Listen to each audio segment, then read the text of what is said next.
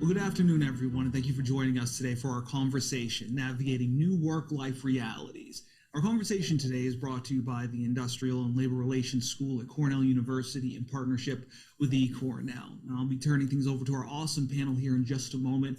First, we do have a few administrative things we would like you to know. We want this to be as interactive as possible, so we'll be fielding your questions throughout. Now, you could submit those in the chat, and I'll make sure to get those to the panel. Now, you just need to open up the chat dialog at the top right of your player, and I'll make sure to get those to the panel. We'll be answering those questions that you submit throughout. Now, this is also being recorded and will be available at the same URL afterwards. So if you know somebody who might want to watch, they can always come back and rewatch it. We'll also be dropping some links in the chat where you can connect with some of us and learn more about the ILR school. But let's get to the real reason we're all here. Let me introduce Carla Grant Pickens. She's the Vice President of Leadership Development and Succession, as well as a Global Chief Diversity and Inclusion Officer at IBM. Next, we have Vanessa Bonds, who's an Associate Professor at the ILR school. And lastly, our moderator for today's conversation, Alex Colvin, the Dean of the ILR School and a Scheinman Professor here at Cornell University. Dean Colvin, it's always a pleasure, and I'll hand it off to you.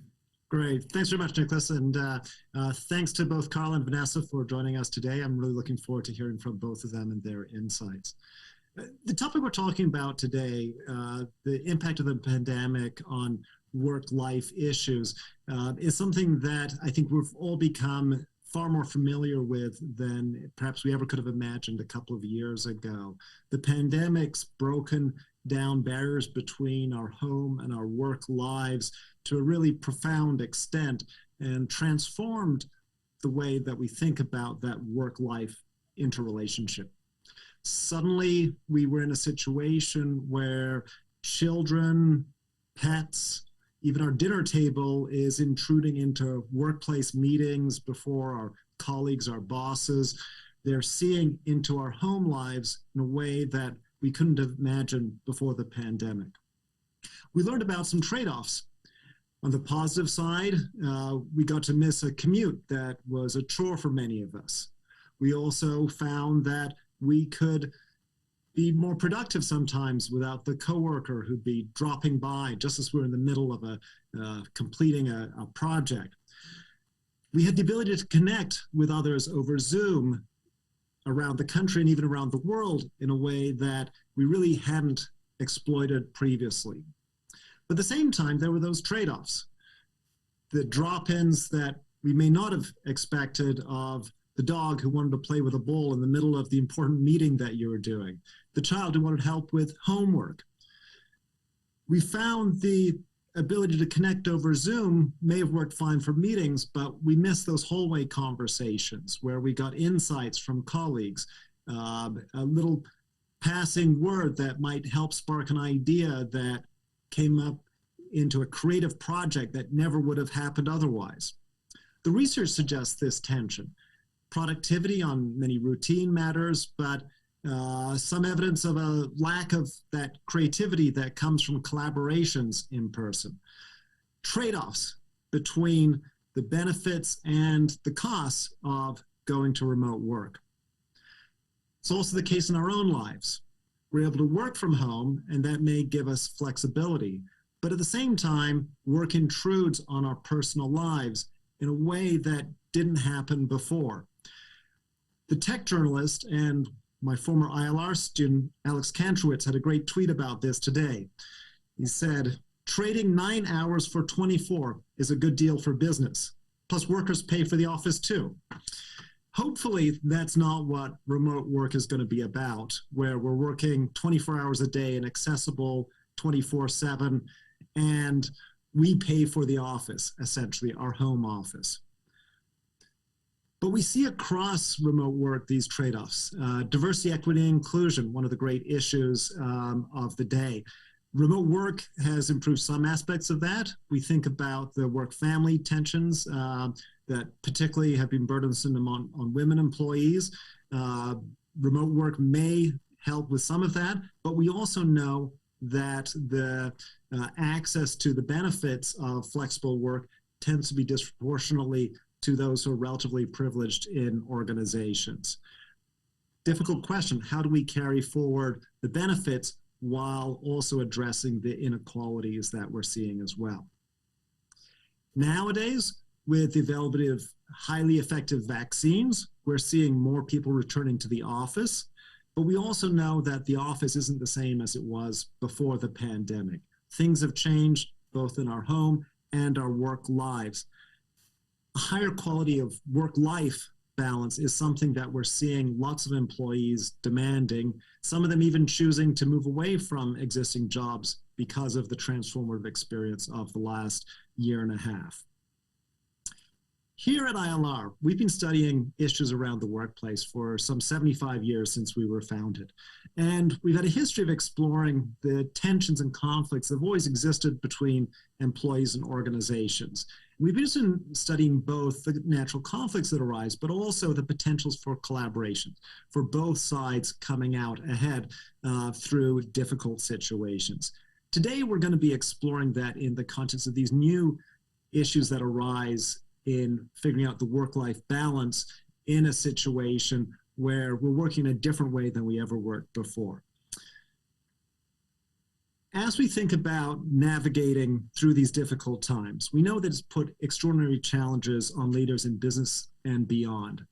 I'm going to turn to you, Carla, first off, to ask you a little about how your organization, how IBM, has helped navigate through this period of uncertainty. Thank you, Alex, and thank you for having me today.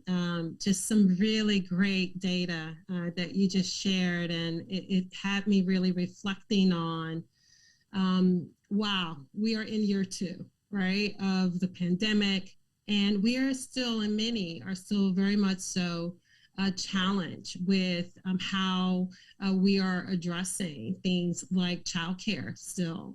Mothers like Vanessa with still smaller children, although some students have returned to school, some have not been able to just yet. So we've been very, very intentional at IBM about how we're responding to the impact of remote work.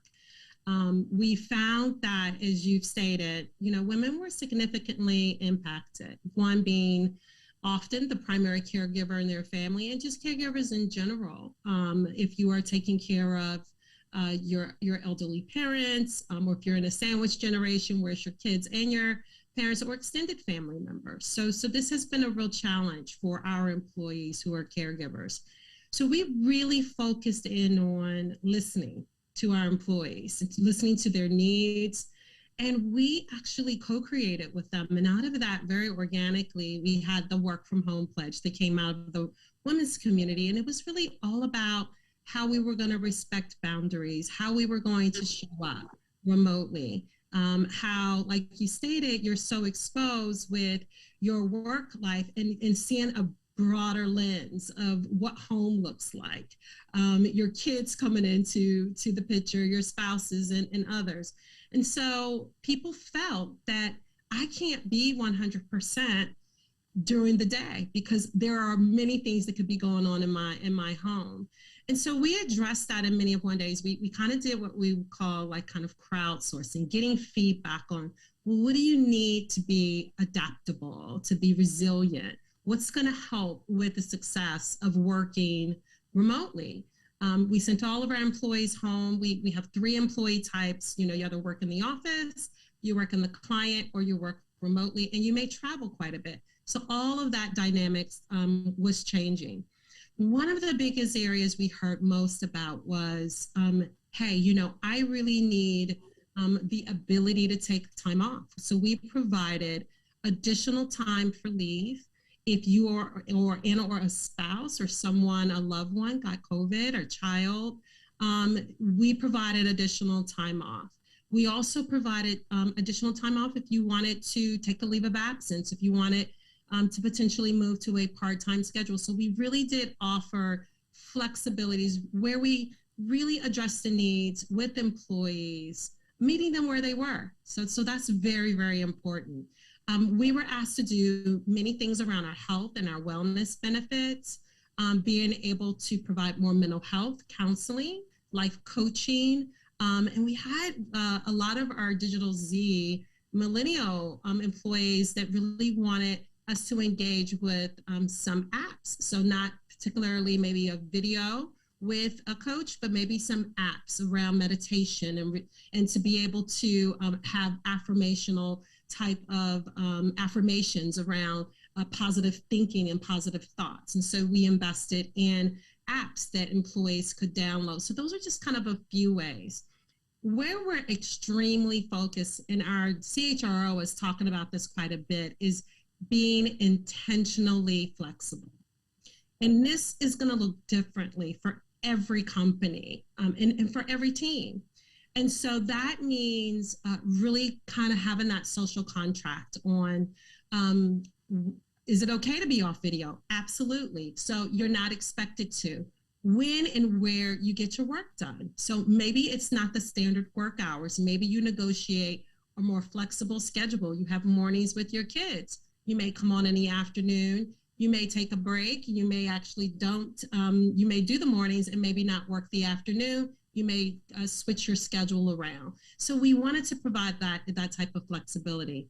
The other thing that we did is tools. So tools became really, really important to engage and collaborate. So new ways of working, like we're on Zoom today, we use things to create, co-create, and really ensure we're going to continue to be able to be innovative and get to one another quickly. So we use things like Box for files and WebEx, and we use Slack for communicating in groups and being able to get questions answered in the ecosystem. And we use Mural, which is a way in which you can collaborate and do design and innovation and creativity amongst teams. So lastly, we really, really, again, focused on meeting employees where they are. So that means our managers and our leaders, we had to provide them with guides and guidelines on how to be better leaders and how to communicate more frequently, more transparently in this remote world. And that became really, really key and really helps build that additional trust with more high touch points with our employees in their teams as they are meeting very purposefully for projects and team meetings. So those are just a few ideas. Yeah, I think it's really interesting your point about having different categories of employees and there's no one size fits all solutions. That's a challenge I think a lot of organizations struggle with, that you have different employees in different situations relative to remote work and location and different kind of arrangements.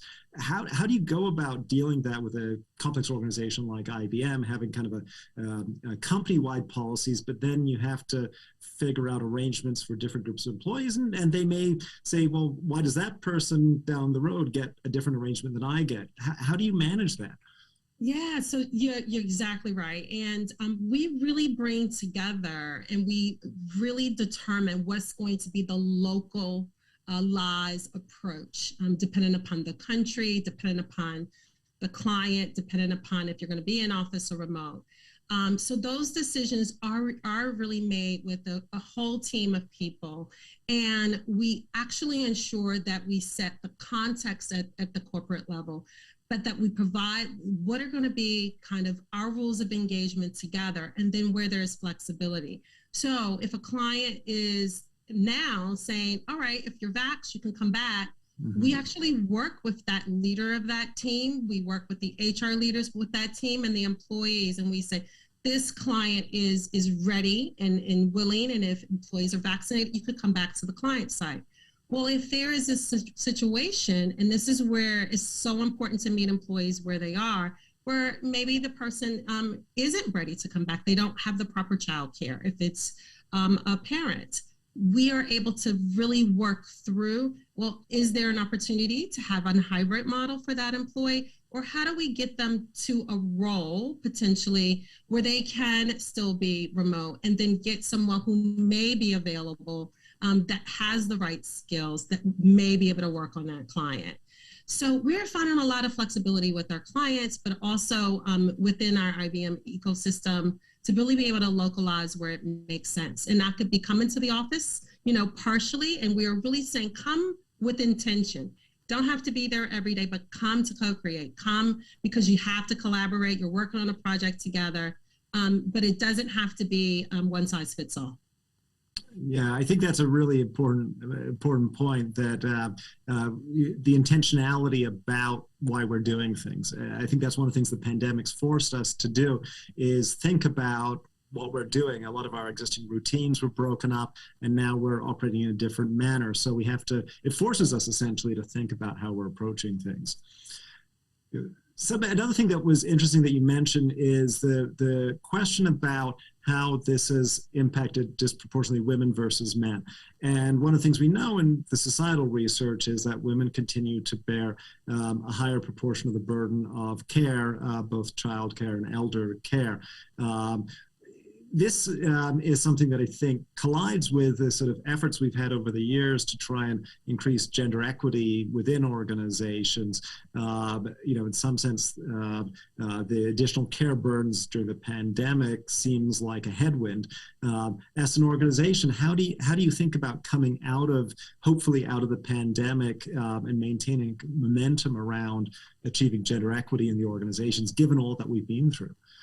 Yeah, so look, we went into last year really thinking about this. We weren't sure what the impact would be, and we saw right away that 2 million women left the workforce, like in the first half.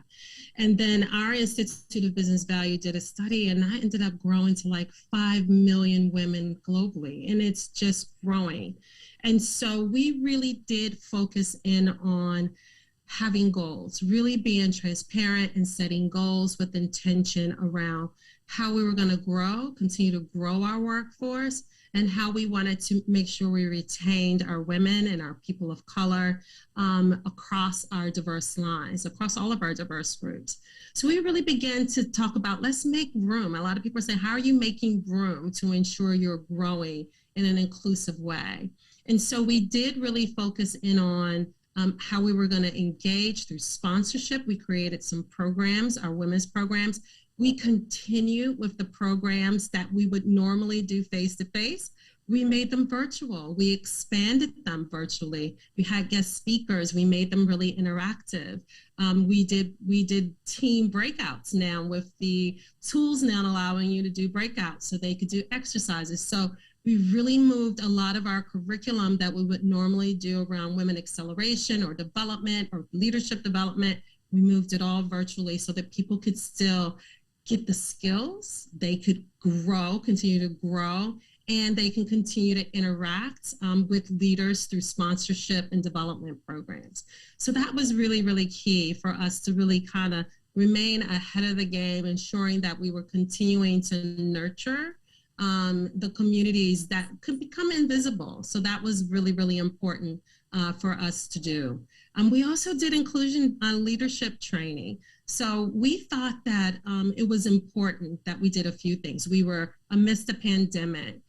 We also had a race crisis that hit us really shortly after the pandemic. And what we heard from our employees was, hey, I think it's really, really important that our leaders need to really learn how to do better at really being more empathetic and compassionate. And they need to really learn about topics and get uncomfortable. We've heard that quite a bit with being comfortable with being uncomfortable with topics you're not used to discussing. So we did spend time.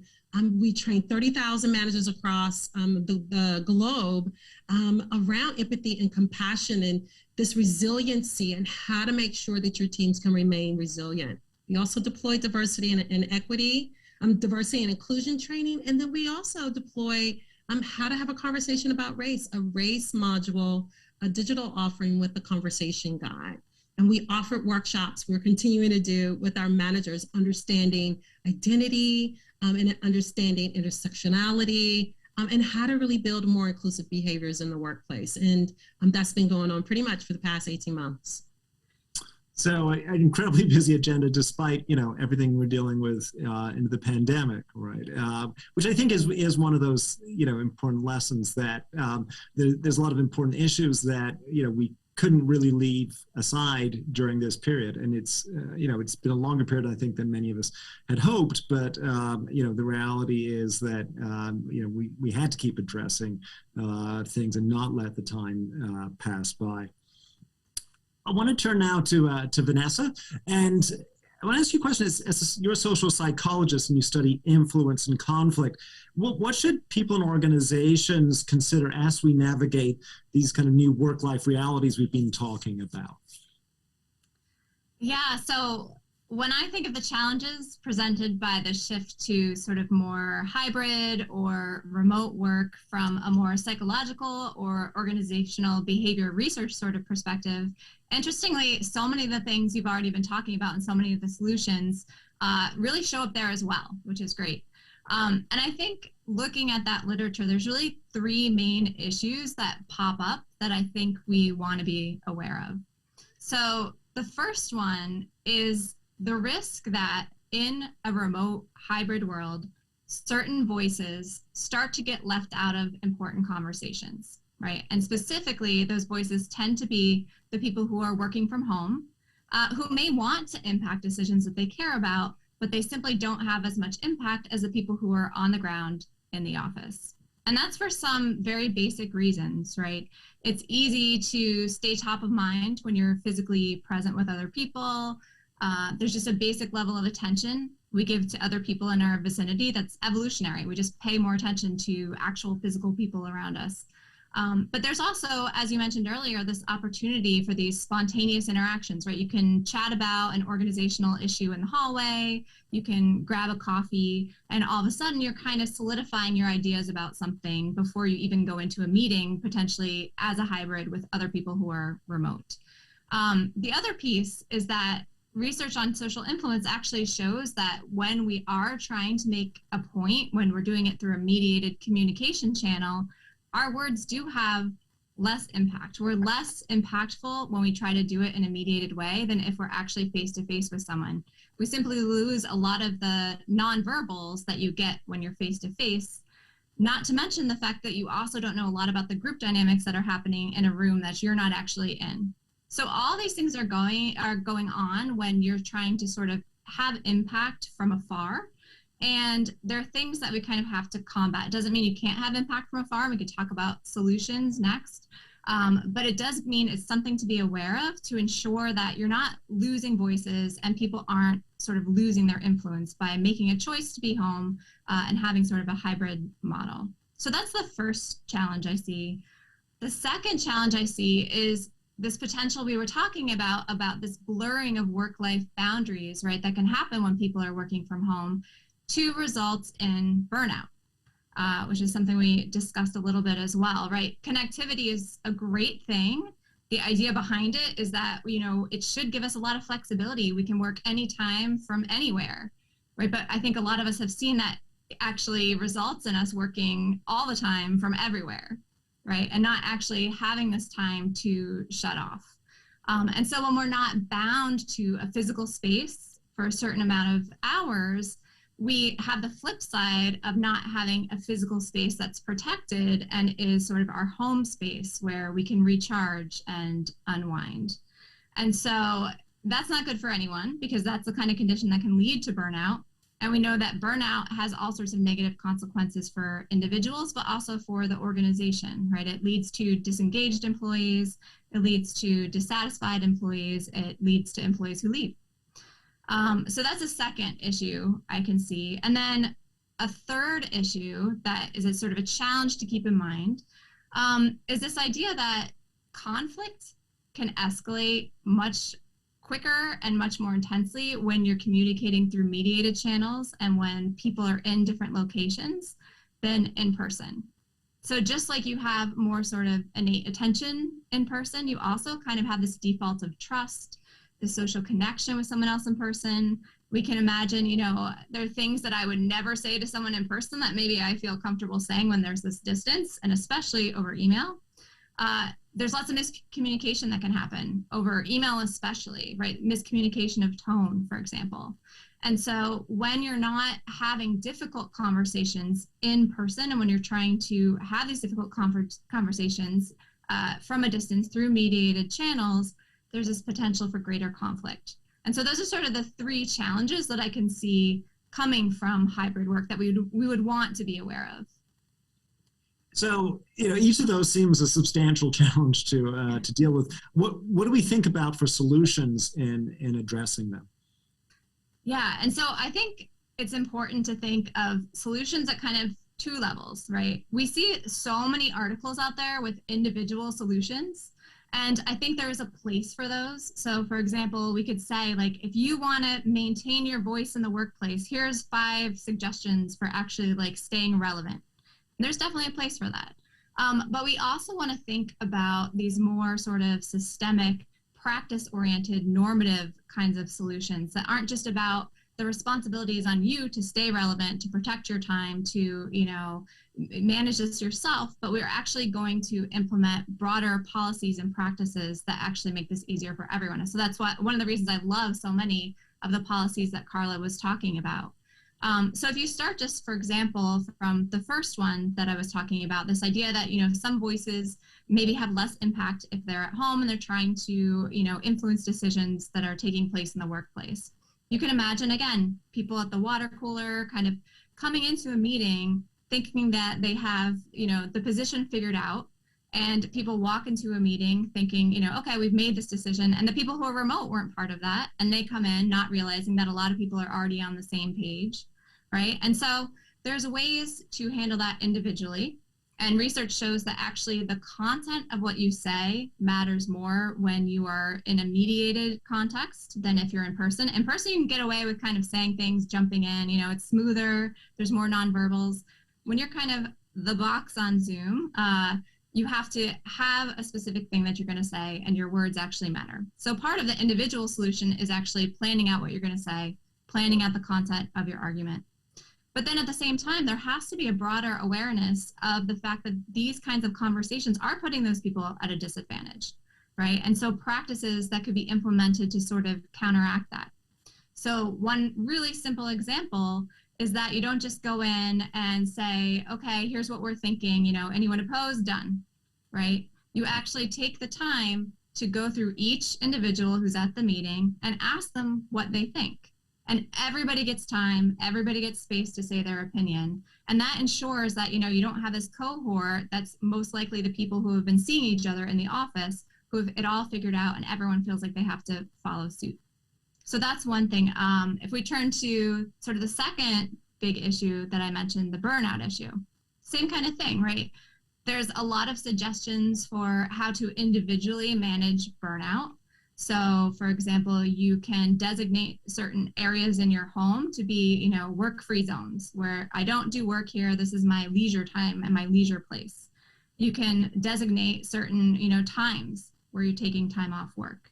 And all that, you know, is in, you know, this level of individual responsibility that we can craft a world where we can have that work-life balance. But again, it's up to everybody. Right. And so there are certain things, for example, Carla was mentioning taking time off, right? That's huge. But we've seen that there are organizations that allow people to take as much time off as they'd like, and no one does it because no one is seeing anybody else do it. No one at the higher levels are doing it. And so part of it is modeling that, taking advantage of these resources, and also paying attention to the norms that we're setting that impacts everybody's ability to sort of manage their work-life balance. So one thing my colleague Laura Gurge and I have done is look at studies where people send emails, you know, during the time that works for them, right? Maybe in the evening, that's when I can get my emails done. So I send out my emails. But maybe for you, that's the time that you're unwinding. And I don't expect you to get back to me right away, but I don't make that explicit, right? You might think, oh my gosh, now I need to respond during my off time, right? So we're really good at conveying when something's urgent. We have like our all caps urgent in the subject line. We have our red exclamation points, but we're not as good at conveying when, you know, this is my time for work. You get back to me when it's your time for work. This is not urgent. And so setting norms where you communicate that this is not urgent, get to it on your time, is another sort of practice that we can implement. And then the last thing in terms of conflict, and I know Alex, you'll probably have more to say about the conflict issue, but a lot of our intuitions about how to manage conflict are off. And we often forget that in-person, face-to-face is best. If not, richer communication is best.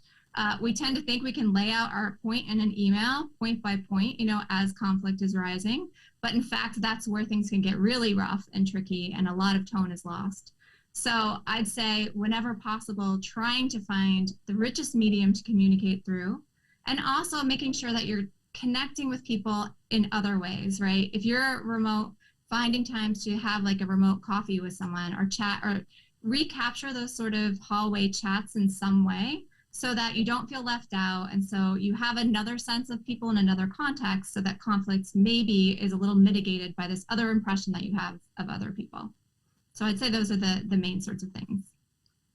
Yeah, just picking up on that last point about how we think about dealing with conflict in kind of an online environment. It was interesting in the early days of looking at online methods of conflict resolution. There was a big focus around sort of almost automated ways of resolving conflict, right? If you had like a consumer claim, you have the consumer put in, I'll accept $100 to settle this, and if the company said we'll take $100, it would match, and then you'd settle the claim, and somehow this was going to be online conflict resolution. But one of the really interesting things in my field studying conflict resolution is that during the pandemic, there's been a really surprising, I think, explosion of use of more richer conflict resolution mechanisms like mediation, particularly online, and where you could have the engaged conversation about the conflicts that were going on. And to your point about this sort of email list as not really being a rich form of conversation, when you could actually get the Zoom or Teams meeting where you'd have a conversation, you could ask questions. Effective medias were being able to use that effectively, but I think it was because of that richer communication medium that people were using. The other thing that was jumping out of my head is you were talking about about calling on individuals, right? And calling individuals as a technique. And that was something that was really striking to me when we started moving to these styles of meetings where you get a little Hollywood Squares kind of screen where you see the different people, and then you can go around and call on Vanessa, call on Carla, calling on Alex, and you can go around the group that way. And we seem to do that more than we did in the traditional kind of team format. But there's tricky elements. One of the things I've been noticing when we're coming back to work in the office is how to manage when you've got a hybrid team with some people in person and some remote, and you do like a meeting, and some of you in a conference room and some of you are online. I'd be curious, Carla, what your experience at IBM has been like with that, and sort of how do you manage this sort of hybrid space now? We've got some hybrid teams, some people remote, some people in person. What do we do there? Yeah, so we've actually been upgrading all of our physical facilities, but we had really started this work of really providing these really open, agile workspaces where people could come together. They could do stand-ups. They can, rally around a whiteboard. Less offices, more open spaces, and large tables or places you can co-create. And sometimes what that means is, and a really great example of that is, we discussed potentially having a meeting and everyone couldn't be face-to-face. So we decided, well, you know what, we're not going to have part of the group face-to-face and the other part not face-to-face. Everybody will be remote so that everybody will be on a fair playing ground with the meeting. So you don't have some people that will benefit from being in the office. And I actually read an article earlier this week where a lot of, leaders are doing it that way.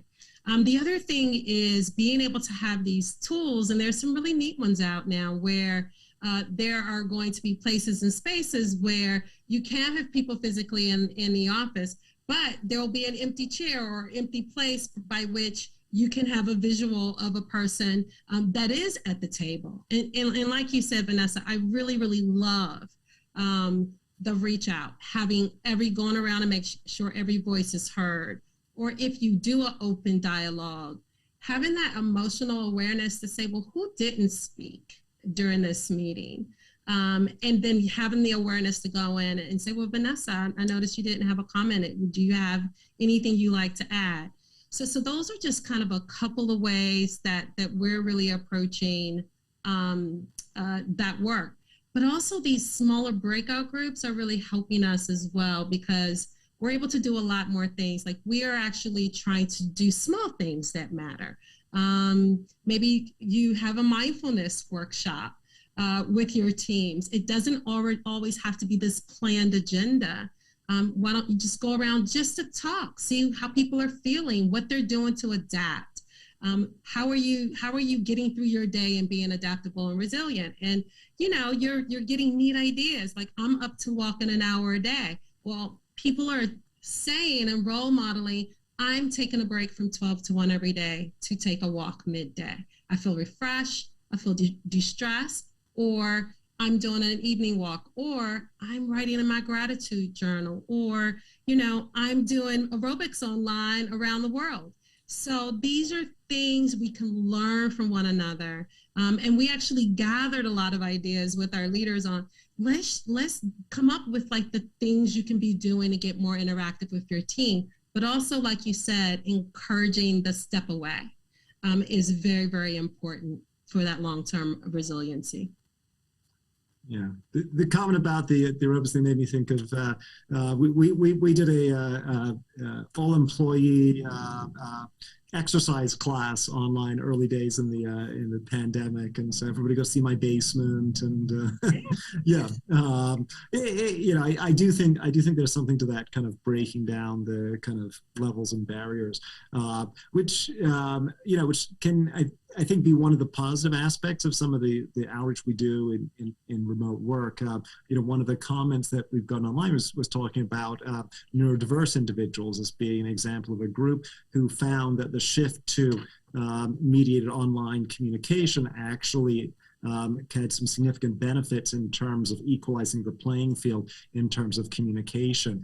And so I think that's kind of an example where, we see some things from the pandemic experience that we can kind of take away and continue to use in an effective way going forward.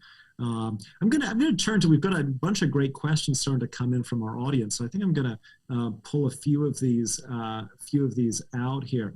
One of the ones that I've been hearing a lot about is the question of fairness and equity across all employees in similar situations. How do we think about fairness and equity and the reactions of employees to these different experiences? Vanessa, do you want to maybe take a crack at talking about that? Sure. So just thinking about sort of how these different experiences impact people differently, like the remote. Yeah. So I think it definitely goes back to what Carla was saying earlier, right? That we definitely have seen this impact disproportionately in many ways on women, and some ways for better, some ways for worse. We also see, people, for example, who have better access to internet. Right? There's nothing that will kind of cut your influence in a meeting than no one being able to hear you. And I've had so many meetings where there's one person who keeps breaking up, right? And they say, I really need to get better internet, but they really just can't make their point and you can't really understand it. And so there definitely has been this sort of disproportional effect on different people. One of the things that we talked about, when we were sort of preparing for this, was the value of things like micro affirmations. Mm-hmm. So kind of, this is, it could be just showing that you're listening. It could be the things that, Carla and I have been talking about actually engaging people, like making sure you go around and you've heard everybody's voice, that you have this emotional awareness that, oh, wait, so-and-so didn't speak. I'm going to check in with them and see if they have an opinion on that. And these little things, we think that they don't have a major impact, but they can actually show people that we do care. If they're struggling, like with rough internet connection, if they're struggling with kids at home, if they're struggling with something, they don't feel like everyone's just moved on without them and left them behind, which I think is a major concern. And if you show that actually we do want to continue to engage you, and we use these ways of kind of pulling people back in, I think that can be a way to sort of restore some of the inequities we see. I don't know if you have anything to add to that, Carla.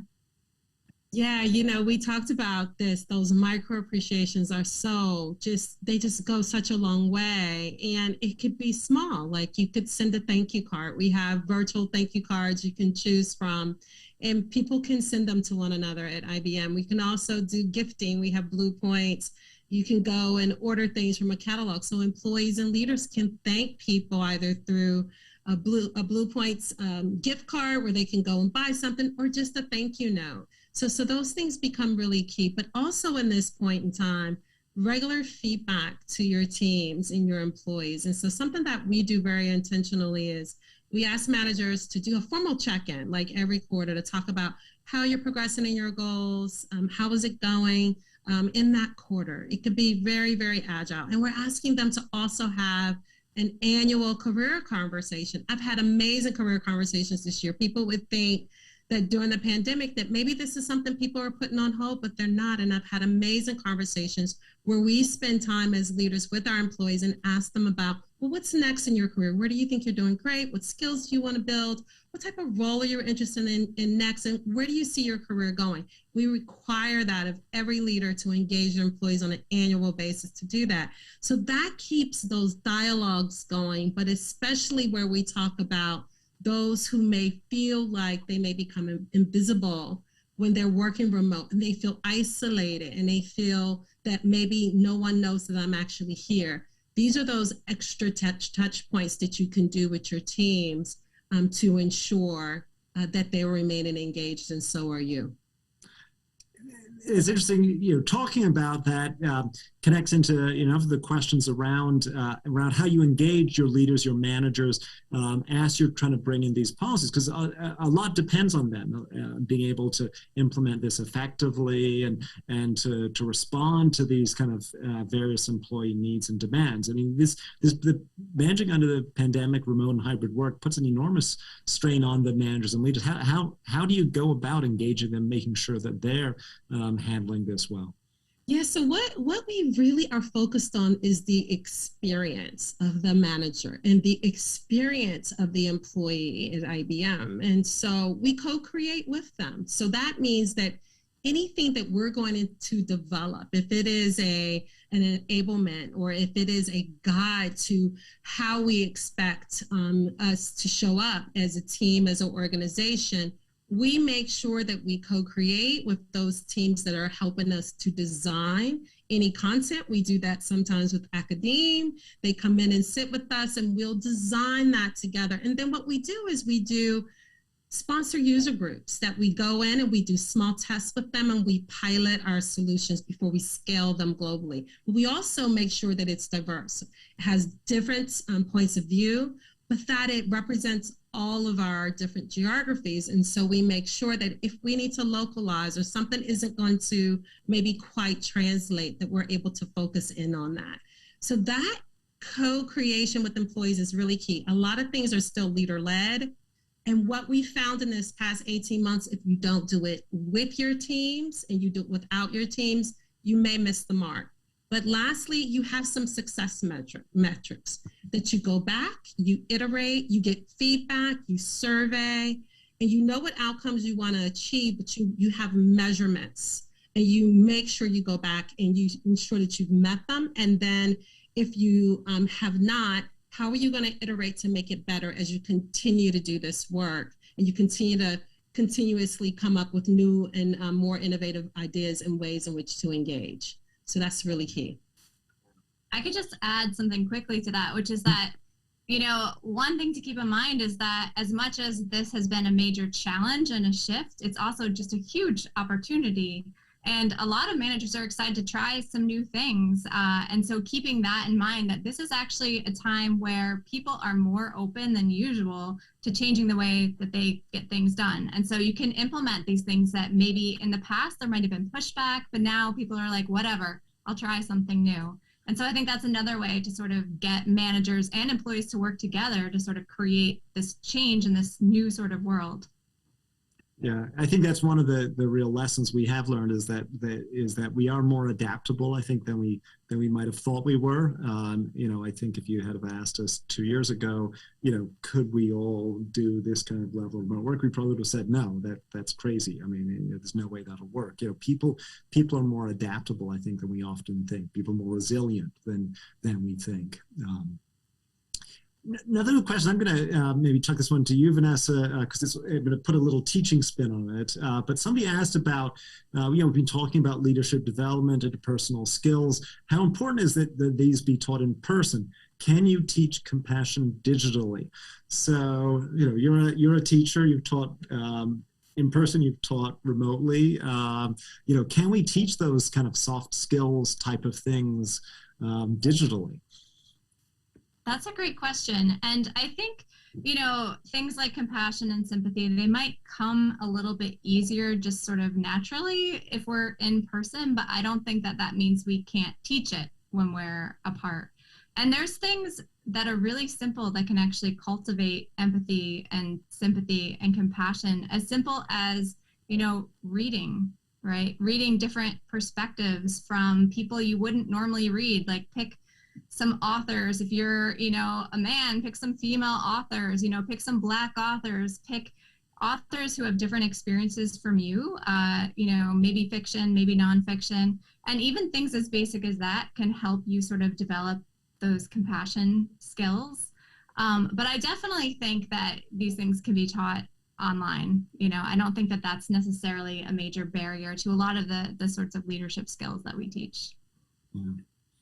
Yeah, I think certainly as educators, we've learned that, so that the tension, there's both the kind of enduring value of the in-person education, but also we have learned a lot of things that we can teach virtually that maybe we didn't know we could before. And I think there's been sort of an integration often of our approaches. I know certainly, I find a lot of value still in teaching in person, but you can use things like, Zoom to connect with an individual student in an office hour that makes it accessible to the student, right? So, or to get the guest speakers in.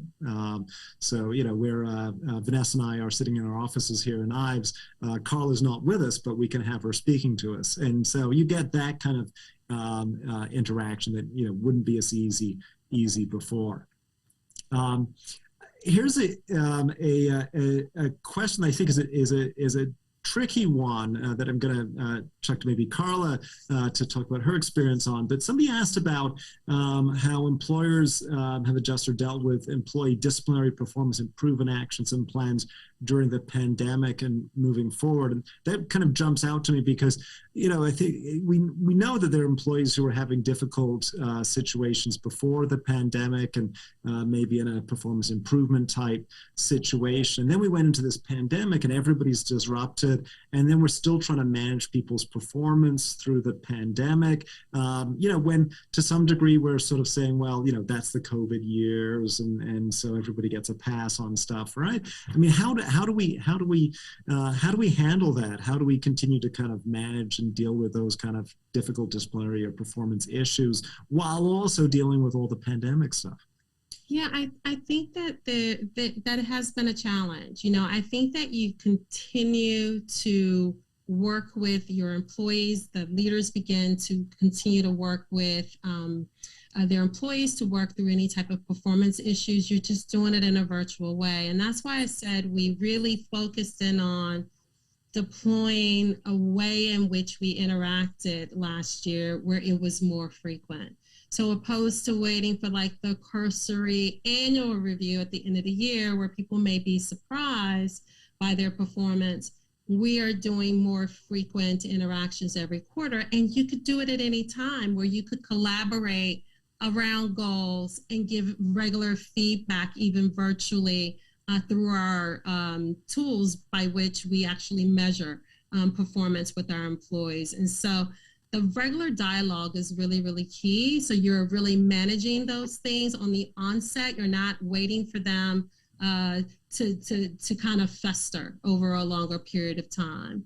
And you're right, in the scenario where people may take breaks, they may have to take time off, they may have been ill for COVID, you shouldn't be penalized for that. We made that really, really clear with our leaders, that we don't want people to be penalized because they have to take care of their children or because they have to take time off, they're ill, someone in their family's ill. And people were very worried about that.